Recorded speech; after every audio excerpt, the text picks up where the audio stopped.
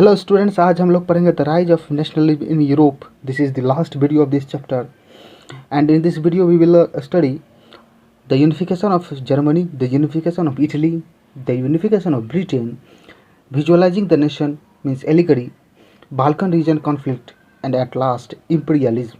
तो आइए इस वीडियो को हम लोग शुरू करते हैं. यह जर्मन कॉन्फेडरेशन जो कि 39 स्टेट्स में बटा हुआ था और उन 39 स्टेट्स को मिलाकर एक जर्मन कॉन्फेडरेशन था. ये सभी 39 स्टेट्स आपस में मिलकर एक जर्मन कॉन्फेडरेशन बनाए थे. तो ये जो जर्मन कॉन्फेडरेशन है इसके ऊपर में अलग अलग किंगडम का रूल है. आप देख सकते हैं कि जर्मनी के अंदर में कुछ पार्ट्स ऑस्ट्रिया के अंदर में है, ऑस्ट्रियन एम्पायर के अंदर में है. कुछ पार्ट्स यहाँ पे आप देख सकते हैं पर्शिया, और इधर भी ग्रीन कलर में कुछ पर्शिया के अंदर में है. कुछ पार्ट्स डेनमार्क के अंदर में और कुछ फ्रांस के अंदर में भी है. यहाँ पे आप देख सकते हैं ये वाला पार्ट फ्रांस के अंदर में है. तो ये 39 स्टेट्स जो जर्मन कॉन्फेडरेशन थे ये अलग अलग यहाँ पे किंगडम का रूल चला करता था. क्योंकि ये जो 39 स्टेट्स थे पहले ये 300 थे, उनको मिलाकर 39 करने का सबसे पहले काम नेपोलियन बोनापार्ट ने किया था जब नेपोलियन का जर्मनी के ऊपर में रूल हुआ करता था. लेकिन हम लोगों ने प्रीवियस वीडियो में पढ़ा है कि नेपोलियन बोनापार्ट 1815 की वाटरलू की लड़ाई में हार जाता है और हारने के बाद 1815 में ही ट्रीटी ऑफ वियना या कांग्रेस ऑफ वियना होती है और उसमें बहुत सारे जर्मन स्टेट्स जो कि जिसके ऊपर में कि नेपोलियन का रूल चला करता था तो उनसे वापस ले लिया जाता है. हालांकि इन 39 स्टेट्स को आपस में बांटा नहीं जाता है. ये 39 स्टेट्स जिस तरह से रहते हैं वैसे ही रहते हैं 39 स्टेट्स, लेकिन इनके ऊपर में अलग अलग किंगडम का रूल होता है.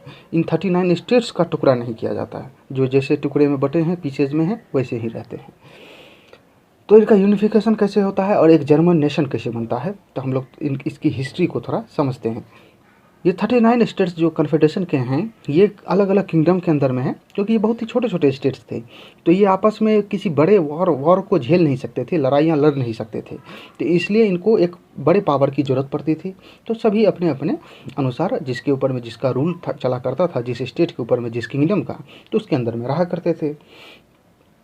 लेकिन ये सभी जर्मन नेशन लैंग्वेज बोलने वाले लोगों का स्टेट्स थे सभी, और इनका यूनिफिकेशन करने का प्रयास शुरू से ही चलता रहा है.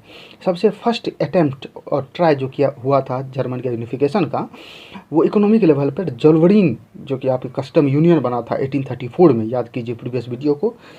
और उस जोल्वरीन ने जो कि कस्टम यूनियन था उसमें ज़्यादातर जर्मन स्टेट्स उसमें पार्टिसिपेट किए थे, उसके मेंबर बने थे.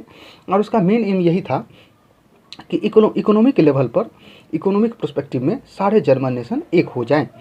क्योंकि हमने प्रीवियस वीडियोज़ में पढ़ा था कि एक शहर से दूसरे शहर, जैसे for an example Hamburg to Nuremberg जाने में 11 जगह कस्टम बैरियर देना पड़ता था और हर एक बार 5% टैक्स होता था गुड्स के वैल्यू का. और टैरिफ बैरियर भी थी, कई तरह के करेंसी चला करता था. तो इन सभी को 30 करेंसी को कम करके 2 कर दिया गया. सारे टैक्स बैरियर ख़त्म कर दिए गए. जितने भी टैरिफ बैरियर्स थे उन्हें ख़त्म कर दिया गया. कस्टम बैरियर को ख़त्म कर दिया गया. तो ये सारे प्रयास 1834 में जोल्वरीन ने किया था, लेकिन वो तो इकोनॉमिक लेवल पे हुई थी.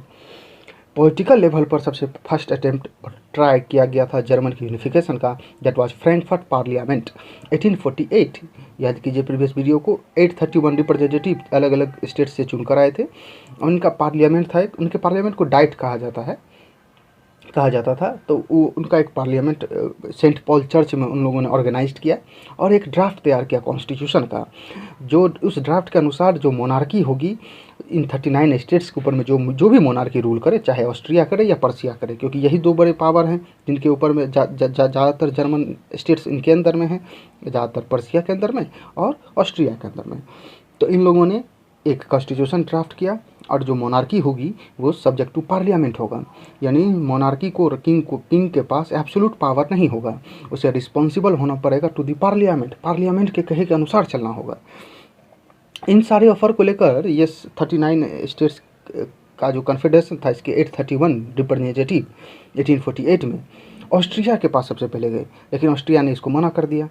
इसके बाद ये लोग पर्शिया के किंग फ्रेडरिक विल्हेम फोर के पास गए, लेकिन फ्रेडरिक विल्हेम फोर ने भी इस ऑफ़र को डिनाई कर दिया. और फिर हम लोगों ने पढ़ा है कि ट्रूप बुलाकर और इस पार्लियामेंट को डिसबैंड कर दिया गया, ख़त्म कर दिया गया, रिप्रेस कर दिया गया.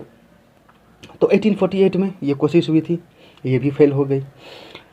उससे पहले भी कल्चरल लेवल पर रोमांटिसिज्म के अकॉर्डिंग इसका यूनिफिकेशन का प्रोसेस शुरू किया था, जिसमें कि एक जर्मन फिलोसफर जोहान गोटरफ्रेड हर्डर, इसने कॉमन पीपुल और नेशन, कॉमन पीपुल यानी डास वॉक और नेशन यानी वॉक्स जिस्ट की बात की थी। और इन्होंने कहा था कि ट्रू जर्मन कल्चर फोक लिटरेचर, फोक टेल्स में बसता है, रूरल एरियाज़ में, गांव में रहता है, बसता है। तो अगर हम रूरल एरियाज़ के लोगों के अंदर भी नेशनलिज्म क्रिएट कर सकें कि हमें एक जर्मन नेशन बनाना है, तो यही एक रास्ता है जर्मनी के यूनिफिकेशन का। तो ये जोहान गोटरफ्रेड हर्डर ने कोशिश किया था। उसी ड्यूरेशन में हम लोग प्रिंट कल्चर में पढ़ेंगे कि ग्रीम ब्रदर्स का नाम आएगा, जिसने गांव जाकर, रूरल एरियाज़ में जाकर किसानों से, फार्मर से फोक टेल्स को कलेक्ट किया और उसे प्रिंट करने का काम किया। तो ग्रीम ब्रदर्स ने भी कोशिश किया था इसके यूनिफिकेशन को लेकर। तो इसका हम हिस्ट्री थोड़ा सा और बैकग्राउंड हम इसको समझते हैं। पर्शिया और ऑस्ट्रिया ये दो बड़े किंगडम हैं जिनका अंदर में जर्मन के मोस्ट ऑफ दी स्टेट्स हैं, 39 स्टेट्स हैं। जो ऑस्ट्रिया है वो एक कैथोलिक कंट्री है और जो पर्शिया थी वो एक प्रोटेस्टेंट कंट्री थी। क्रिश्चियनिटी में दो सेक्ट होते हैं, कई सारे सेक्ट हैं एक्चुअली क्रिश्चियनिटी में। हिंदुइज्म में भी कई सारे सेक्ट हैं, मुस्लिम्स में भी, इस्लाम में भी कई सारे सेक्ट हैं, जैनिज्म में भी हैं। तो क्रिश्चियनिटी में भी दो हैं, एक है कैथोलिक और एक है प्रोटेस्टेंट। इन दोनों को आप समझ लेंगे तो ब्रिटेन के यूनिफिकेशन में, नॉर्दर्न आयरलैंड के यूनिफिकेशन में का जब नॉर्दर्न आयरलैंड को मिलाया जाता है ब्रिटेन में, तो आपको समझ में आएगी कैथोलिक कौन होते हैं और प्रोटेस्टेंट कौन होते हैं। कैथोलिक जो हैं वो कंजर्वेटिव या ऑर्थोडॉक्स होते हैं। उनका मानना होता है, वो बिलीव करते हैं ईसा जीसस क्राइस्ट का उत्तराधिकारी पोप है। यानी पोप कहाँ का, तो चर्च ऑफ रोम के चर्च का या वेटिकन सिटी के चर्च का जो हेड है, वही सारे पूरे कैथोलिक कम्युनिटी का हेड होता है। तो वो जो पोप है, वो पोप या चर्च जीसस क्राइस्ट के बाद है। तो हमें बाइबल को भी मानना है और इसके बाद पोप को भी मानना पड़ेगा। ये किनका मानना है, कैथोलिक का। ये किनका मानना है, कैथोलिक का। प्रोटेस्टेंट जो है वो थोड़े लिबरल होते हैं और उनका मानना है कि बाइबल ही काफ़ी है, पोप को मानने की ज़रूरत नहीं है और जीसस क्राइस्ट का जगह कोई नहीं ले सकता, पोप भी नहीं।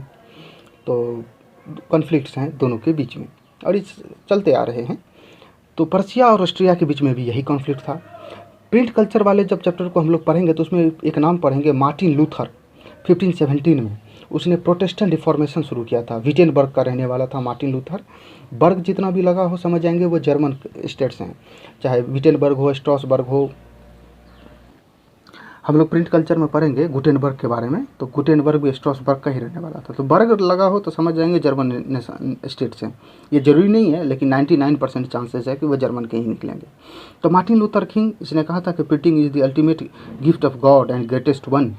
और इसके ऊपर में एग्जाम में क्वेश्चन भी आते हैं कि इसको एलिब्रेट कीजिए। तो मार्टिन लूथर ने सबसे पहले वहाँ पर प्रोटेस्टेंट रिफॉर्मेशन चलाया था इस जर्मन स्टेट्स में, विटेनबर्ग में। और उसने कहा था कि कैथोलिक को मानने की ज़रूरत नहीं है। और ये लड़ाई काफ़ी सालों तक चली थी, लगभग 30 सालों तक ब्लडी लड़ाई थी, वॉर थी प्रोटेस्टेंट और कैथोलिक के बीच में। तो ऑस्ट्रिया और पर्शिया के बीच में लड़ाई चलते ही रहती थी पहले से भी।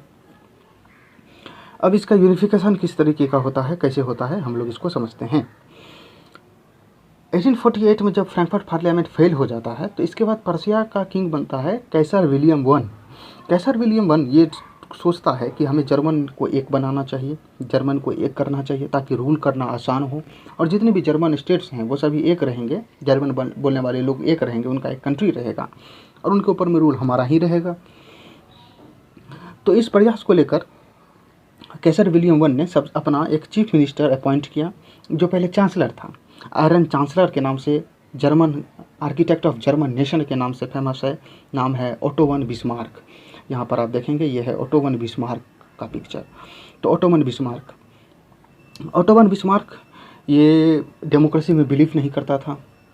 इसने कहा था कि war can not be win bye speeches but by iron and blood. Iron means arms, तो हथियारों से, आर्म्स से और ब्लड से किसी भी लड़ाई को जीती जा सकती है, भाषणों से नहीं।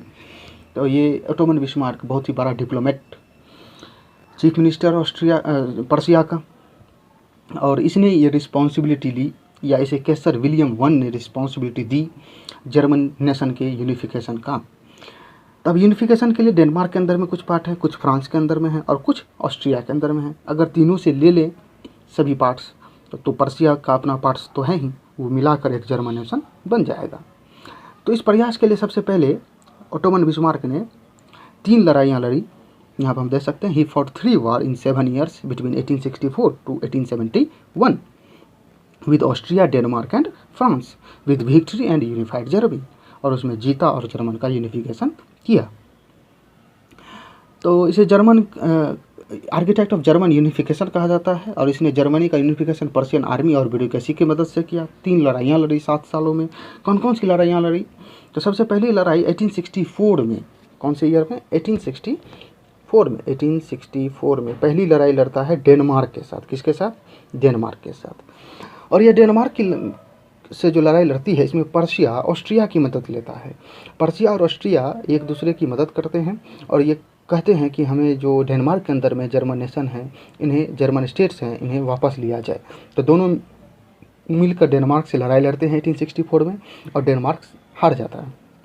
हारने के बाद कुछ स्टेट्स ऑस्ट्रिया अपने पास ले लेता है डेनमार्क से और कुछ पर्शिया भी ले लेता है।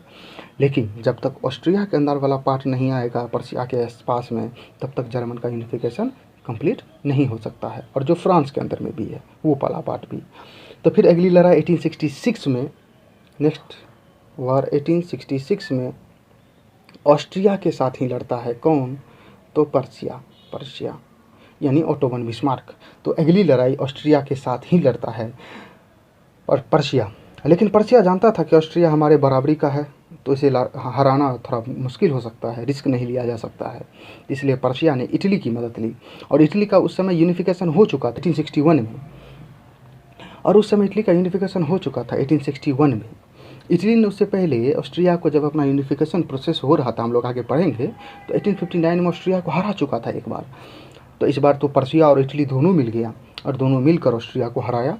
और ऑस्ट्रिया को हराकर जितने भी सारे स्टेट्स थे, जर्मन स्टेट्स जो ऑस्ट्रिया के अंदर में थे, उन्हें अपने में मिला लिया। अब तीसरी लड़ाई फ्रांस से लड़नी थी, क्योंकि इसके अंदर में भी कुछ पार्ट था।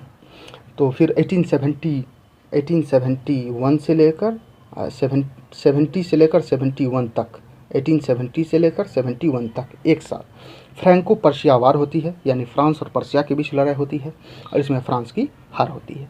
तो इस तरीके से 3 लड़ाइयाँ 1864 में डेनमार्क के साथ पर्शिया लड़ती है, 1866 में ऑस्ट्रिया के साथ पर्शिया लड़ती है और 1871 में फ्रांस के साथ लड़ती है। और 3 लड़ाइयों में ओटोमन बिस्मार्क को जीत मिलती है, विक्ट्री होता है और जर्मनी का यूनिफिकेशन का प्रोसेस कंप्लीट होता है। In 18 January 1871, Persian king Caesar William I declared as the new king of new united German in Versailles Hall of Mirrors in the presence of Ottoman Bismarck, princes of the German states and army। तो फिर 1871 में 18 जनवरी को Persia के king Kaiser William I को नया king declare किया जाता है यूनिफाइड जर्मनी का। कहाँ पर? तो वर्साइल हॉल ऑफ मिरर्स। ये तो फ्रांस में था और फ्रांस से तो अभी जीत ही चुका है, तुरंत 1871 में ही जीता है फ्रांस के साथ पर्शिया ने। तो फिर हॉल ऑफ मिरर्स में उन्हें डिक्लेयर किया जाता है कैसर विलियम I को यूनिफाइड जर्मनी का नया king. The new king gave importance to the modernising of the currency, banking, legal and judicial system. ये जो नया किंग बना, इसने करेंसी को मॉडर्नाइज करने में, बैंकिंग सिस्टम को इम्प्रूव करने में, लीगल एंड जुडिशियल सिस्टम को इम्प्रूव करने में इसको इम्पोर्टेंस दिया और मेन रोल प्ले किया कैसर विलियम I ने। तो ये आप देख सकते हैं हॉल ऑफ मिरर्स है वर्साइल फ्रांस में 1871 में। और यहाँ पर ऊपर में डेक पे Kaiser William I, chief commander general von Roon and Otto von Bismarck नीचे में खड़ा है। इस पिक्चर में आप क्लियर देख सकते हैं, यहाँ पर यह है कैसर विलियम I, यह है चीफ कमांडर और यहाँ पर है ओटोमन बिस्मार्क जो यहाँ पे खड़ा है वाइट क्लॉथ में। इसके बाद हम लोग पढ़ते हैं unification of Italy. Italy 7 parts में डिवाइडेड था मिड 19th सेंचुरी तक। नॉर्थ पार्ट लोम्बार्डी और Venetia was under Austrian Habsburg empire. तो आप ट्रीटी ऑफ वियना या कांग्रेस ऑफ वियना 1815 को थोड़ा याद करेंगे तो उसमें ऑस्ट्रिया को इटली का नॉर्दर्न पार्ट लोम्बार्डी और वेनेशिया मिला था। तो ये लोम्बार्डी और वेनेशिया ऑस्ट्रिया के अंदर में ही है, तो इसे लेना पड़ेगा, तभी तो इटली का यूनिफिकेशन हो सकता है। यही वेनेसिया आगे चलकर वेनिस शहर बनती है, और अभी इटली में वेनिस बहुत ही खूबसूरत शहर है, उसका पुराना नाम वेनेशिया ही है। तो north part Lombardy and Venetia was under Austrian Habsburg empire, centre part was under Pope, centre का जो पार्ट था वो किसके अंदर में था, पोप के अंदर में था। And northern part means kingdom of two Sicilies, इसके ऊपर में Bourbon dynasty kingdom of Spain का रूल चला करता था। स्पेन इधर है स्पेन, तो स्पेन का रूल चला करता था किंगडम ऑफ टू सिसिलीज के ऊपर में। Only one state Sardinia Piedmont was under Italian king Victor Emmanuel II, chief minister of Sardinia Piedmont was Cavour. तो यहाँ पर हम देख सकते हैं कि ये है आपको सर्डेनिया पिडोमेंट, और ऊपर में है सेबो सर्डेनिया, 2 सर्डेनिया है। एनसीईआरटी में इस तरीके से दिया हुआ, अगर आप गूगल पे चेक करेंगे तो उल्टा है, ऊपर में पिडोमेंट सर्डेनिया, नीचे में सेबो सर्डेनिया है। लेकिन एनसीईआरटी को ही आपको फॉलो करना है, तो ऊपर में सेबो सर्डेनिया और नीचे में पिडोमेंट सर्डेनिया, पिडोमेंट। तो नीचे में है आपको पिडोमेंट सर्डेनिया ये वाला, और ऊपर में सेबो सर्डेनिया। तो ये केवल सर्डेनिया है, इसी के ऊपर में Italian king Victor Emmanuel II का रूल चला कर रहा है, जो इटालियन लैंग्वेज बोलता है। और जो रेस्ट हैं वहाँ भी इटालियन लोग ही हैं, इटली बोलने वाले ही लोग हैं, लेकिन इनके ऊपर में जैसे लोम्बार्डी और वेनेसिया है तो ऑस्ट्रिया का, सेंटर वाला पार्ट है तो पोप का, साउथ वाला पार्ट है तो kingdom of Spain Bourbon dynasty का रूल चल रहा है। इसका यूनिफिकेशन का प्रोसेस क्या है? तो इसकी यूनिफिकेशन सबसे पहले 1830s में जीसेपी मैत्सिनी ने शुरू की थी, लेकिन इटली की यूनिफिकेशन का ये प्रोसेस फेल हो गया। आप रिमेंबर करेंगे तो 2 सेक्रेट सोसाइटीज़ भी बनाया था जीसेपी मैत्सिनी ने, एक बनाया था आपको यंग इटली मार्सिलीज में, और एक यंग यूरोप बर्न में। तो ये 2 सेक्रेट सोसाइटीज़ बनाया था, और इस सेक्रेट सोसाइटीज़ के थ्रू यूनिफिकेशन का प्रोसेस उसने शुरू किया, लेकिन उसे एक्साइल कर दिया गया बाद में, और वो फेल रहा। उसी से काफ़ी ज़्यादा इन्फ्लुएंस था जीसेपी गैरिबाल्डी ने जब एक्साइल 1831 में कर दिया गया था मेजिनी को, तो 1831 से लेकर 34 तक 3 सालों तक उसने कोशिश किया इटली के यूनिफिकेशन का, लेकिन वो भी फेल रहा, और उसे भी वहाँ से निकलना पड़ा सर्डेनिया से, और साउथ अमेरिका जाना पड़ा, और साउथ अमेरिका में वो कई सालों तक रहा। 1848 में वो फिर से लौट कर वापस आता है, और जब वो 1848 में जीसेपी गैरिबाल्डी लौट कर आता है तो वो आर्म्ड वॉलेंटियर तैयार करता है, आर्म्ड वॉलेंटियर 30,000 आर्म्ड वॉलेंटियर, अपनी खुद की आर्मी, वहाँ के पीपल्स की आर्मी, सर्डेनिया के लोगों की आर्मी, जो फ्री ऑफ कॉस्ट इटली की यूनिफिकेशन में अपना योगदान देंगे। और इन्हें रेड शर्ट्स कहा जाता है। क्या कहा जाता है? Red shirts. एनसीईआरटी में दिया हुआ है, आप देखेंगे साइड में दिया हुआ है, रेड शर्ट्स। इस आर्म्ड वॉलेंटियर्स को कहा जाता है। ये बनाने का काम किसने किया था? जीसेपी गैरिबाल्डी ने। तो अब ये फेल हो चुका है जीसेपी मेजिनी 1830s में, गैरिबाल्डी भी फेल हो चुका था शुरुआत में 1834 तक। अब ये रिस्पॉन्सिबिलिटी विक्टर इमैनुअल II लेता है इटली के यूनिफिकेशन का, और वो अपनी ये रिस्पॉन्सिबिलिटी अपने चीफ मिनिस्टर कैवियोर, पूरा नाम है काउंट कैमिलियो डी कैवियोर, इसे ये देता है मूवमेंट चलाने का कि इटली को एक किया जाए। Cavour was neither a revolutionary nor a democratic, he spoke French better than Italian. तो कैवियोर वो ना तो रिवॉल्यूशनरी था ना ही डेमोक्रेटिक था, वो ना तो डेमोक्रेसी में विश्वास करता था और ना ही रिवॉल्यूशन में, और वो फ्रेंच बहुत अच्छा बोला करता था, बेटर देन इटालियन। हाँ, था तो वो इटली का रहने वाला, इटालियन स्टेट्स का रहने वाला, लेकिन वो फ्रेंच बहुत अच्छा बोला करता था। तो उसने इस चीज़ का फ़ायदा उठाया और फ्रांस के साथ टैक्टफुल डिप्लोमेसी की और ऑस्ट्रिया को हराता है। फिर इसके बाद Giuseppe Garibaldi created a large number of arm volunteers and join the fight, और ये भी अपने आर्म वॉलंटियर्स कितने थे? 30,000। इसके साथ ये भी इस लड़ाई में जुड़ जाता है और कैवियोर की मदद करने लगता है इटली के यूनिफिकेशन के लिए, और बहुत बड़ा रोल है जीसेपी गैरिबाल्डी का यूनिफिकेशन में। तो फिर जीसेपी गैरिबाल्डी और कैवियोर ये 1860 में मूव करते हैं किंगडम ऑफ टू सिसिलीज में, साउथ इटली का पार्ट है, यहाँ पर देख सकते हैं नीचे में है ना south Italy. Got support of peasants का सपोर्ट गॉट करता है, and thrown out the kingdom of Spain, और किंगडम ऑफ स्पेन को वहाँ से निकाल देता है। एक्चुअली में वहाँ पर रेफरेंडम कराया गया था 1860s में, और जहाँ पर ज़्यादातर लोगों ने कहा कि हम लोग इटालियन लैंग्वेज बोलने वाले लोग हैं और किंगडम ऑफ स्पेन के अंदर में नहीं रहेंगे। किंगडम ऑफ टू सिसिलीज के लोगों ने कहा, ये भी इटली ही बोलने वाले लोग थे इसमें, तो इन लोगों ने कहा कि हम स्पेन के अंदर में नहीं रहेंगे, स्पेन के रूल के अंदर में नहीं रहेंगे, हम लोग एक इटालियन स्टेट्स बनाएंगे। तो सभी लोगों ने रेफरेंडम करवाया। Referendum a direct vote to accept और reject a proposal is called referendum. तो सभी लोगों ने सर्डेनिया के साथ जाने का फैसला लिया, तो किंगडम ऑफ स्पेन को वहाँ से निकलना पड़ा। और अगर नहीं भी निकलते तो आर्म्ड वॉलंटियर्स 30,000 गैरिबाल्डी की अकेली तैयार थी, और इधर कैवियोर की अपनी आर्मी सर्डेनिया पीडोमेंट की वो अलग से, तो फिर लड़ाई होती और हारता स्पेन। तो इसलिए बेहतर समझा स्पेन ने निकल जाना, तो स्पेन वहाँ से निकल गया किंगडम ऑफ टू सिसिलीज से। यहाँ पर देखेंगे ये जो व्हाइट वाला पार्ट है, ये वाला, ये फ्रांस का, पहले इटली का हुआ करता था। इसका नाम है कोर्सिका। नेपोलियन का बर्थ यहीं पे हुआ था। नेपोलियन का जब जन्म हुआ तो ये इटली का पार्ट था, बाद में ये फ्रांस का पार्ट बन गया। तो अभी भी ये फ्रांस का ही है। कोर्सिका नाम है, Corsica island. In 1861 Victor Emmanuel II became the king of united Italy, और 1861 में Victor Emmanuel II united Italy का किंग बनता है।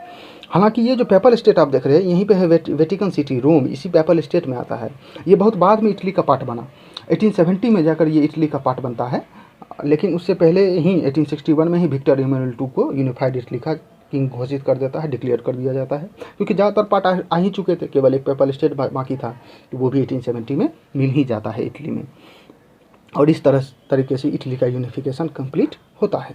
तो इटली के यूनिफिकेशन में जो मेन रोल है वो है गैरिबाल्डी का, और फिर कैवियोर का, काउंट कैमेलियो डी कैवियोर, जो वहाँ का चीफ मिनिस्टर था।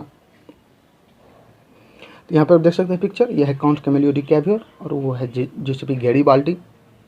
काफ़ी ज़्यादा इन्फ्लुएंस था ये गैरिबाल्डी किससे, तो जियोसेपी मैत्सिनी से। इसके बाद यूनिफिकेशन ऑफ ब्रिटेन। ब्रिटेन का जो यूनिफिकेशन है ये किसी आर्म्ड तरीके से लड़ाई के थ्रू, वार्स के थ्रू, आर्मीज़ के थ्रू नहीं लड़ी गई।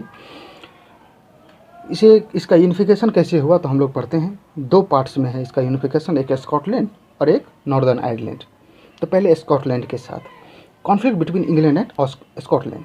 British island was composition of different ethnics as English, Wales, Scottish and Irish. तो ब्रिटिश जो था, ब्रिटिश आइलैंड वो कंपोजिशन था डिफरेंट एथनिक्स का, जैसे कि इंग्लिश का, वेल्स का, स्कॉटिश का एंड आयरिश का। They have their own culture and political tradition. और जितने भी ब्रिटेन में उस समय डिफरेंट एथनिक लोगों कल्चर थे, कंपोजिशन था लोगों का, तो उन सभी का अपना अपना पॉलिटिकल ट्रेडिशन और कल्चरल ट्रेडिशन था। जैसे कि वेल्स वाले लोग, उनका अपना ट्रेडिशन था, इंग्लिश वाले इंग्लिश का अपना लैंग्वेज था, स्कॉटिश उनका अपना कल्चर और लैंग्वेज भी स्कॉटिश था, आयरिश एक अलग लैंग्वेज है। तो सभी का अपना कल्चर है और ट्रेडिशन है। English parliament seized the power of monarchy in 1688, but the conflict was that the England was kept in the centre of the nation and others around it. तो 1688 में मोनार्की का पावर वहाँ पे seize करता है English parliament, 1688 की बात है, लेकिन इसके सेंटर में इंग्लैंड को रखा जाता है। इस पावर का सेंटर किसके पास रहेगा, इंग्लैंड। ज़्यादातर पावर किसके पास रहेगी, इंग्लैंड के पास। और जो दूसरे स्टेट्स हैं जैसे कि स्कॉटलैंड है, आयरलैंड है, वेल्स है, ये इसके आसपास रहेंगे, मींस इसके पास पावर कम रहेगी। ज़्यादातर पावर किसके पास, इंग्लैंड के पास। Then United Kingdom of Great Britain was formed through Act of Union 1707, इसे आप याद रखेंगे, बिटवीन इंग्लैंड एंड स्कॉटलैंड। तो इंग्लैंड और स्कॉटलैंड के बीच में एक एक्ट होता है जिसे हम कहते हैं एक्ट ऑफ यूनियन 1707, और इसमें United Kingdom of Great Britain में स्कॉटलैंड को मिला दिया जाता है। और जैसे ही स्कॉटलैंड मिलता है United Kingdom of Great Britain में, England started to impose its influence on Scotland. तो इंग्लैंड स्कॉटलैंड के ऊपर में अपना इन्फ्लुएंस इम्पोज करना शुरू कर देता है। England suppressed the cultural and political institutions in Scotland. और स्कॉटलैंड में जितने भी पॉलिटिकल कल्चरल इंस्टीट्यूशंस थे उन सभी को सप्रेस करने का काम शुरू कर दिया इंग्लैंड ने। The Catholic inhabitants of Scotland they are forbidden to speak their Gaelic language और wear national dresses and driven out from their home. Catholic inhabitants रहने वाले लोग, कैथोलिक मानने वाले लोग, कैथोलिक मीन्स याद करेंगे चर्च ऑफ रोम को, पोप को मानने वाले, बाइबल को मानने वाले, ऑर्थोडॉक्स, कंजर्वेटिव। तो इन लोगों को मजबूर किया गया कि ये अपने गैलिक लैंग्वेज को भूल जाए, उसे याद ना रखें, उसे बोले नहीं, और वियर नेशनल ड्रेसेस, और उनकी जो नेशनल ड्रेसेस थी उसे भी ना पहने, and driven out from their home, और बहुत को उनके घरों से निकाल दिया गया जो भी लोग अपोज करते थे स्कॉटलैंड में। एक्चुअली में जो ब्रिटेन है वो इंग्लैंड कहा जाए, इंग्लैंड प्रोटेस्टेंट कंट्री है, यानी वो लिबरल है, वो केवल और केवल बाइबल को मानता है, जबकि ये स्कॉटलैंड में जब बहुत सारे लोग कैथोलिक्स थे तो इनके ऊपर में रिप्रेस करने का काम इंग्लैंड ने किया। अब आयरलैंड के साथ उसकी क्या कॉन्फ्लिक्ट है इंग्लैंड की, हम लोग देखते हैं। आयरलैंड दो पार्ट्स में डिवाइड था। कैथोलिक्स साउथ में रहा करते थे यानी नीचे वाले पार्ट में, एंड प्रोटेस्टेंट नॉर्थ वाले पार्ट में यानी ऊपर वाले पार्ट में। तो आयरलैंड दो पार्ट्स में बटा हुआ था। ऊपर में कौन लोग रहा करते थे, नॉर्थ में प्रोटेस्टेंट और नीचे में कैथोलिक।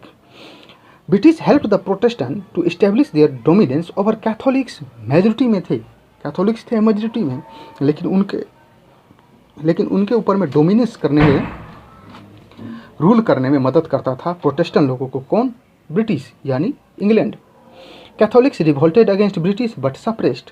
कैथोलिक्स वाले लोगों ने रिवोल्ट किया ब्रिटिश के अगेंस्ट, लेकिन उनको सप्रेस कर दिया गया। एक नाम आता है बहुत ही फेमस है, Wolfe Tone and his united Irishmen 1798। तो वुल्फ टोन एंड यूनाइटेड अपने एक ऑर्गेनाइजेशन बनाता है यूनाइटेड आयरिशमैन के नाम से 1798 में वुल्फ टोन, और उसने रिवोल्ट को लेड करने का काम किया लेकिन फेल रहा, और आयरलैंड को फोर्सिबली ऐड कर दिया गया यूनाइटेड किंगडम में इन 1801 में 1801। तो स्कॉटलैंड कब जुड़ा था, एक्ट ऑफ यूनियन के थ्रू 1707 में, जबकि आयरलैंड कब जुड़ा तो 1801 में। फिर जब 1801 में आयरलैंड जुड़ जाता है, ऐड हो जाता है फोर्सिबली इंग्लैंड के साथ, यूनाइटेड किंगडम के साथ। A new British nation came into existence with British flag Union Jack, और फिर इसके बाद ब्रिटिश फ्लैग यूनियन जैक सभी के लिए बनती है common, national anthem common, God save our noble king and the English as national language. और नेशनल लैंग्वेज क्या रहेगा, इंग्लिश। तो वहाँ पे हम लोगों ने देखा था कि इतनी कंपोजिशन कितनी डाइवर्स थी। स्कॉटिश लोग बोला करते थे, आयरिश बोला करते थे, तो उन सभी की जगह अब नेशनल लैंग्वेज क्या बन गया, इंग्लिश। ये सिलेबस के अकॉर्डिंग तो नहीं है, लेकिन आप याद रख सकते हैं कि इसके बाद फिर क्या हुआ आयरलैंड के साथ। लेटर इन 1922 और 1922 में through Irish war of independence होती है 1922 में, और आयरलैंड दो पार्ट्स में बढ़ जाता है। नॉर्दर्न आयरलैंड जो कि यूके का पार्ट रहा प्रोटेस्टेंट लोगों वाला, नॉर्थ वाला ऊपर वाला, और नीचे में जो साउथ वाला कैथोलिक्स लोगों का था वो एक सेपरेट नेशन बनता है, वो एक अलग देश बनता है जो कि यूनाइटेड किंगडम का या ग्रेट ब्रिटेन का पार्ट नहीं है, अभी भी नहीं है, आयरलैंड के नाम से या रिपब्लिक ऑफ आयरलैंड के नाम से।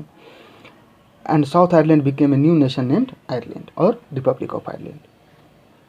अभी जो आयरलैंड है रिपब्लिक ऑफ आयरलैंड जो कि यूके का पार्ट नहीं है, उसका कैपिटल है डबलिन, जबकि नॉर्दर्न आयरलैंड जो कि यूनाइटेड किंगडम का पार्ट है उसका कैपिटल है बेलफास्ट, और स्कॉटलैंड का कैपिटल है एडिनबर्ग। तो इसे याद रख सकते हैं। United Kingdom of Great Britain and Northern Ireland को मिलाकर कौन कौन से आते हैं स्टेट्स, तो England, Wales, Scotland and Northern Ireland, यानी वेल्स, इंग्लैंड, स्कॉटलैंड, और ये है नॉर्दर्न आयरलैंड। देख रहे हैं प्रोटेस्टेंट लोगों का, और ये इंग्लैंड भी है प्रोटेस्टेंट लोगों का, तो ये इसको मदद किया करता था, ये है कैथोलिक लोगों का। ग्रेट ब्रिटेन में कौन कौन आता है, तो इंग्लैंड, वेल्स एंड स्कॉटलैंड। तो केवल इंग्लैंड, वेल्स और स्कॉटलैंड को मिलाकर, इंग्लैंड, वेल्स और स्कॉटलैंड को मिलाकर हम कहेंगे ग्रेट ब्रिटेन। और अगर हम कहते हैं कि United Kingdom of Great Britain and Northern Ireland, तो फिर उसमें कौन जुड़ जाता है, नॉर्दर्न आयरलैंड।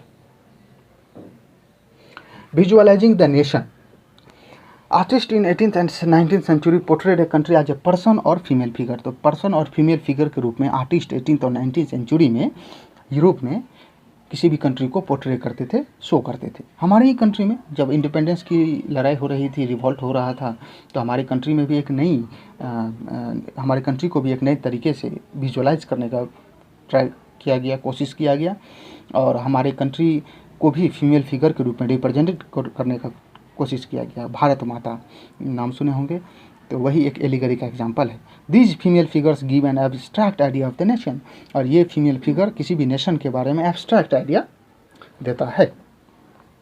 तो जब कोई भी एब्स्ट्रैक्ट आइडिया जैसे कि instance, greed, freedom, liberty etcetera is expressed through a female figure is called an allegory.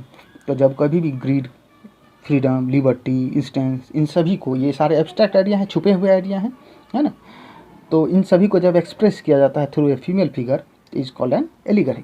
तो इसे हम एलिगरी कहते हैं। इसमें और भी बहुत सारे जोड़ सकते हैं, जस्टिस, ये भी आप ऐड कर सकते हैं। जस्टिस को भी फीमेल फिगर के थ्रू दिखाया जाता है। आप कोर्ट वगैरह में देखे होंगे, खास करके मूवीज़ वगैरह में, हाथ में तराजू लेकर आंख पे पट्टी बंधी हुई एक फीमेल फिगर होगी जो कि जजेस के बगल में रखा होता है, तो वो भी एक एलिगरी का एग्जाम्पल है। An allegory has two meanings, किसी भी एलिगरी के दो मीनिंग होते हैं। One literal, literal means verbal, means उसका कुछ नाम होगा, एंड वन सिंबॉलिक, और एक सिंबॉलिक, उसका कुछ एक फिगर होगा। फ्रांस में भी ठीक इसी तरह का एक एलिगरी का यूज़ किया गया, Christian Marianne which underline the idea of a nation, जो कि फ्रेंच नेशन का के आइडिया को अंडरलाइन करने का, रिप्रेजेंट करने का काम करती थी।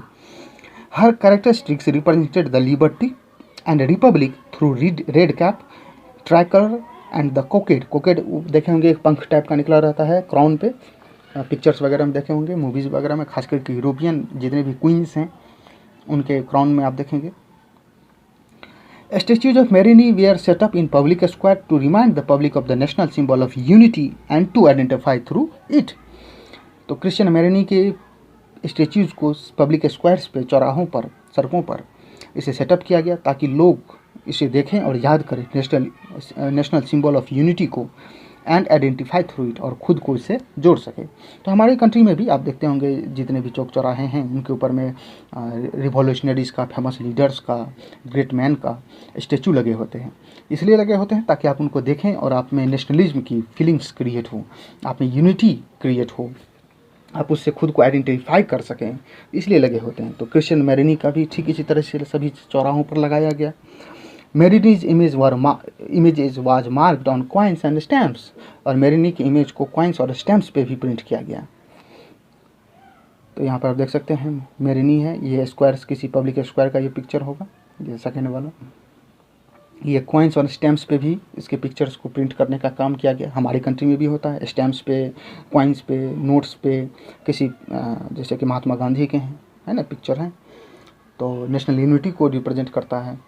तो ठीक उसी तरह से मैरिनी का भी किया गया स्टैम्प्स के ऊपर में। हमारे कंट्री में तो स्टैम्प्स अलग अलग बहुत सारे लीडर्स के ऊपर में, बहुत सारी चीज़ों के ऊपर में स्टैम्प के ऊपर में पिक्चर छपती है बहुत सारे लोगों की, लेकिन कॉइन्स पे नहीं रहती है, नोट्स पे केवल एक ही रहती है, और वो है महात्मा गांधी का।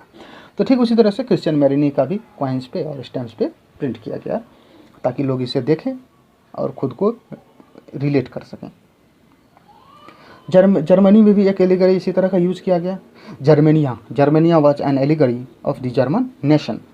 इन विजुअल रिप्रेजेंटेशन जर्मेनिया होल्ड्स, क्या क्या जर्मेनिया के पास में है, crown of oak leaves Germania पहनती है, जो कि हीरोइज्म को रिप्रेजेंट करता है। शोड यानी तलवार, रेडीनेस टू फाइट, लड़ाई लड़ने के लिए तैयार। ब्रोकन चेन और रेड कैप, ये किसको शो करता है, लिबर्टी को। ब्रेस्ट प्लेट विथ ईगल, कवच, ये किसको शो करता है, strength of German empire. Olive branch around the sword, ये शो करता है विलिंगनेस टू मेक पीस।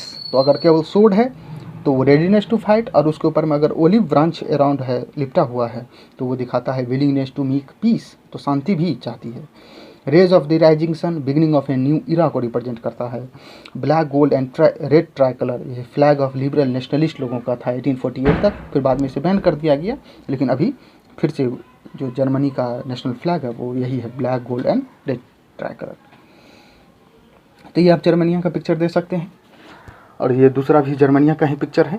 यहाँ पे आप देख सकते हैं ओक लीव्स लिपटा हुआ है इसके ऊपर में, सोड के ऊपर में, पीछे से राइजिंग सन है जो कि न्यू इरा को रिप्रेजेंट कर रहा है, न्यू एज को, कि अब जर्मन नेशन बन चुका है, अब नया एज आएगा, नई सदी आएगी, नई शुरुआत होगी। और यहाँ पर राइनलैंड को गार्ड कर रही है जर्मनिया, ये इसका पिक्चर है। आपके बुक में भी एक पिक्चर होगा राइनलैंड को गार्ड करते हुए, इसे थोड़ा सा डिफरेंट है। ये भारत माता, हमारा कंट्री का एलिगरी, इसे हम कह सकते हैं। इंपीरियलिज्म किसको कहते हैं, ए पॉलिसी और ideology of extending a country's rule over foreign nations by military force और by gaining political and economic control of that country is called imperialism. तो जब एक ऐसी पॉलिसी या एक ऐसी आइडियोलॉजी जिसमें कि कोई कंट्री अपने रूल को एक्सटेंड करता है, बढ़ाता है, कहाँ, तो ओवर फॉरेन नेशन, दूसरे देशों के ऊपर में, किसके थ्रू, तो थ्रू बाय मिलिट्री फोर्स और by gaining political and economic control of that country is called imperialism. Britain control over India and other countries, this is an example of imperialism. तो Britain ने India के ऊपर में control किया था, Africa के बहुत सारे स्टेट्स के ऊपर में उसका कंट्रोल था, लगभग पूरे ग्लोब के ऊपर में कंट्रोल था। तो इसलिए ये एग्जाम्पल है किसका, इम्पीरियलिज्म का। ब्रिटेन की ये जो सोच है, ये आइडियोलॉजी है जिसके थ्रू वो किसी नेशन को, किसी फॉरेन नेशन को कंट्रोल करता है, पॉलिटिकली, इकोनॉमिकली या बाय मिलिट्री फोर्स। तो इस आइडियोलॉजी को क्या कहते हैं, इस विचारधारा को कहते हैं imperialism. The country that is control is called colony of that country that does imperialism. तो जिस कंट्री के ऊपर में कंट्रोल किया जाता है वो क्या कहलाता है, कॉलोनी। तो हमारा इंडिया भी एक कॉलोनी था, अमेरिका के ऊपर में ब्रिटेन का रूल था, तो अमेरिका के भी बहुत सारे स्टेट्स कॉलोनीज कहलाते थे। After 1870s, the nationalism has no idealistic democratic sentiments. During this period, nationalist group became intolerant of each other and ever ready to go to war. और 1870 के बाद नेशनलिज्म का कोई आइडियलिस्टिक डेमोक्रेटिक सेंटीमेंट नहीं रहा, कोई एक आइडियलिस्टिक विचारधारा डेमोक्रेटिक आइडियोलॉजी नहीं रहा, अब वो बदल चुका था। हम लोगों ने अभी तक नेशनलिज्म का जो पढ़ा कि कंट्री को एवब रखा जाना चाहिए, देश के प्रति भावना, कंट्री सबसे ऊपर, अब ये सारी चीज़ें अब एक अलग सेंस में आ गई थी। अब जो वहाँ पर ब्रिटेन में या यूरोप के बहुत सारे कंट्रीज़ थे जो सुपर पावर बनकर निकल आ चुके थे, जैसे कि आपको इंग्लैंड, रशिया, जर्मनी, तो ये सभी अब नेशनलिज्म की का जो डेफिनेशन था उसे बदल चुके थे। अब इनके लिए डेफिनेशन था कि ज़्यादा से ज़्यादा कंट्रीज़ के ऊपर में रूल करना है, और ये इंटॉलरेंट हो चुके थे और हमेशा लड़ाई लड़ने के लिए ये लोग तैयार रहने लगे। तो अब नेशनलिज्म की डेफिनेशन बदल गई। European power change the nationalist aspirations of their people in Europe to their own imperialist aim. अब यूरोपियन पावर्स ने नेशनलिस्ट एस्पिरेशन जो था लोगों का उसे बदल दिया, किसमें, तो खुद के इम्पीरियलिस्ट एम में, लक्ष्य में, एम में, गोल में, कि हमें ज़्यादा से ज़्यादा कंट्री के ऊपर में रूल करना है। आफ्टर 1871 के बाद बाल्कन एरिया सबसे most serious source of nationalist tension का रहा, कहाँ पर, यूरोप में। तो हम बाल्कन एरिया को देखते हैं। Reasons for Balkan conflicts. Balkan was a region with ethnic diversity. It comprises modern day Romania, Bulgaria, Albania, Greece, Macedonia, Croatia, Serbia, Bosnia, Herzegovina, Slovenia, Serbia and Montenegro. तो ये आज के मॉडर्न डे के जितने भी कंट्रीज़ हैं ये उस समय बाल्कन रीजन में आते थे, और इनका एक इथनिक डाइवर्सिटी था, सबका अपना कल्चर था, लैंग्वेज था, ट्रेडिशन था। इथनिक डाइवर्सिटी में यही हुआ, हिस्ट्री सबका अलग था। It's inhabitants where called slabs, और इनके इनहेबिटेंट्स को स्लैब्स कहा जाता था, स्लेव्स नहीं, Slavs. A large part was under the control of Ottoman empire, ज़्यादातर पार्ट ओटोमन एम्पायर के अंदर में था। Ottoman empire was rule from Turkey से मुस्लिम डोमिनेटेड एम्पायर था। और याद कीजिए आप, ट्रीटी ऑफ कॉन्स्टेंटिनोपल हुई थी ग्रीस के साथ 1832 में, जिससे ग्रीस की आज़ादी मिली थी। तो खैर ये ओटोमन एम्पायर था। Romantic nationalism spread in Balkan with disintegration of Ottoman empire, और जब ओटोमन एम्पायर धीरे धीरे डिसइंटीग्रेट होता चला गया, कमज़ोर होता चला गया, तो रोमांटिक नेशनलिज्म बाल्कन रीजन में फैलने लगी। The Balkan people or Slavs claimed for independence or political rights on nationality and used history to prove that they had once independent। और जितने भी बाल्कन पीपुल थे या लोग थे अलग अलग रीजन्स के, रोमानिया के, बुल्गारिया के, अल्बानिया के, ग्रीस के, इन सभी लोगों ने ये क्लेम करना शुरू कर दिया फॉर इंडिपेंडेंस और पॉलिटिकल राइट्स ऑन नेशनलिटी, की नेशनलिटी के ऊपर में हमारा ही राइट है, पॉलिटिकल राइट है। हिस्ट्री का यूज़ किया करने लगे to prove that they had once independent, कि ये लोग कभी इंडिपेंडेंस थे। अभी मेन यही है ना, नेशनलिज्म यहीं से निकली है। पूरा बाल्कन रीजन का हेड यही है, और सभी बाल्कन रीजन के जो स्टेट्स थे ये सभी एक दूसरे से जेलस होने लगे, सभी एक दूसरे के ऊपर में अपना रूल डोमिनेंस करना शुरू कर दिया, अपनी बाउंड्रीज़ को एक्सपेंड करना शुरू कर दिया। जब वहाँ पर ऑटोमन एम्पायर का डिसइंटीग्रेशन हुआ, यानी उसकी पावर कम होती चली गई, तो ये बाल्कन रीजन के जो स्टेट्स थे ये ऊपर आकर निकलने लगे, बाहर आने लगे और कहने लगे कि इंडिपेंडेंस के ऊपर में तो हमारा राइट है, और ये इंडिपेंडेंस हमारे कारण आई है, हम लोग पहले इंडिपेंडेंस हुआ करते थे, हमारा हिस्ट्री है। सभी अपने अपनी तरफ से क्लेम करने लगे कि हम पावरफुल हैं, तो हम पावरफुल हैं। यह है बाल्कन रीजन, देख सकते हैं, बुल्गारिया, मैसिडोनिया, ग्रीस, अल्बानिया, ये सारे, क्रोएशिया, रोमानिया, ये सारे हैं बाल्कन रीजन। और यह है टर्की, ओटोमन एम्पायर का रूल हुआ करता था टर्की के साथ। इधर ये है इटली वाला पार्ट, आप देखेंगे ये है इटली का पार्ट।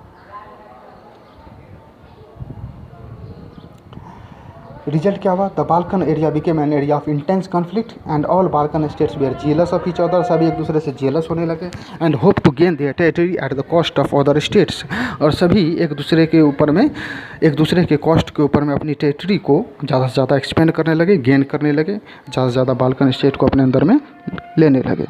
इसका रिजल्ट क्या हुआ, the Balkan area became an area of intense conflict and all Balkan states were jealous of each other, सभी बाल्कन स्टेट एक दूसरे से जलने लगे, and hope to gain more territory, और ज़्यादा से ज़्यादा टेरिटरी ये पाने की कोशिश करने लगे, eight the cost of other state, दूसरे स्टेट के कॉस्ट पर, यानी दूसरे स्टेट को ख़त्म कर बाल्कन के ही स्टेट आपस में अंदर में लड़ने लगे। इसी पीरियड में there were intense rivalry among the European powers over trade, colonies, naval and military state, तो इन सारी चीज़ों को लेकर यूरोपियन पावर्स के बीच में आपस में ही इंटेंस राइवलरी होने लगी। These rivalry European powers such as Russia, Germany, England, Austria, Hungary, ये लोग बाल्कन रीजन के ऊपर में ज़्यादा से ज़्यादा स्टेट के ऊपर में कैप्चर करने की कोशिश करने लगे and extending its control over the area. This turn into a series of wars in Balkan, और इससे सीरीज ऑफ वार्स कई सारी लड़ाइयाँ लड़ी गई बाल्कन रीजन में, and finally first world war, और फाइनली इसका रिजल्ट फर्स्ट वर्ल्ड वार हुआ। तो हम देख सकते हैं कि बाल्कन रीजन की कॉन्फ्लिक्ट की आपस में ही सारे बाल्कन स्टेट्स लड़ने लगे एक दूसरे के ऊपर में डोमिनेंस करने के लिए। जब इंडिपेंडेंस होने लगा सभी कहने लगे कि हमारा हिस्ट्री बहुत ही पुराना है, हम इंडिपेंडेंस पहले हुआ करते थे, इसलिए अब हमारा पावर चलेगा बाल्कन रीजन के ऊपर में। सभी बाल्कन रीजन के स्टेट्स आपस में लड़ने लगे, और फिर इसके बाद अलग से जो यूरोपियन पावर्स थे वो भी आपस में लड़ने लगे बाल्कन रीजन को लेकर। तो ये बाल्कन रीजन एक कॉन्फ्लिक्ट का एरिया बन गया, और जिसके कारण सीरीज ऑफ वार हुई and at last first world war. ये देख सकते हैं बाल्कन रीजन को सभी बांट रहे हैं, रशिया, ब्रिटिश, जर्मनी सभी ग्रैब बैग है। ग्रैब बैग मतलब जिसमें किसी चीज़ को हम पकड़ कर रखते हैं, ग्रैब बैग कहलाता है। तो सभी बाल्कन रीजन को बांट रहे हैं। ये एक पिक्चर है जो ये शो करता है प्राइड ऑफ ब्रिटेन या ब्रिटिश रूल, इसकी प्राइड को ये शो करता है। इस पिक्चर में आप देख सकते हैं ऊपर में ब्रिटेनिया बैठी हुई है ग्लोब के ऊपर में, जो ये शो कर रहा है ब्रिटिश प्राइड को कि पूरे ग्लोब के ऊपर में, पूरे वर्ल्ड के ऊपर में ब्रिटेन का रूल है। और यहाँ पर आप देख सकते हैं कि एनिमल्स हैं, प्रिमिटिव पीपल्स हैं, ट्रेडिशनल पीपल्स हैं, ट्राइबल लोग हैं, जिनको कि दिखाया गया है कॉलोनीज़ के ऊपर में।